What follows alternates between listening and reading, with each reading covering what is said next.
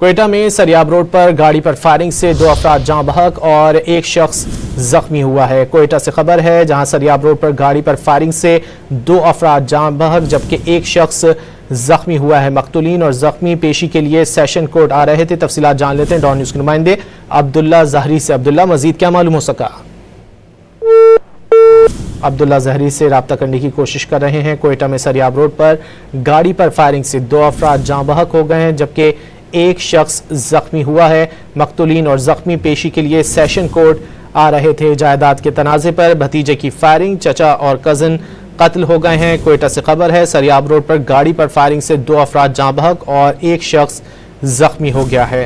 मजीद जानेंगे don news के नुमाइंदे अब्दुल्ला जहरी से। अब्दुल्ला, क्या तफसीलात हैं?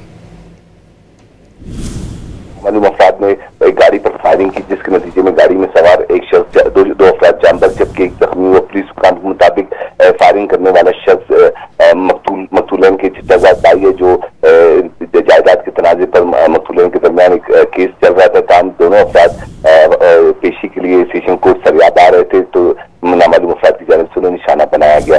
जख्मी और जान बहक अफराद की लाशें सिविल हॉस्पिटल मुंतकिल कर दी गई हैं जबकि पुलिस ने इलाके की नाकाबंदी करके मुलजिम की तलाश शुरू कर दी है। जी, बहुत शुक्रिया अब्दुल्ला जहरी इन तफसीलात के लिए।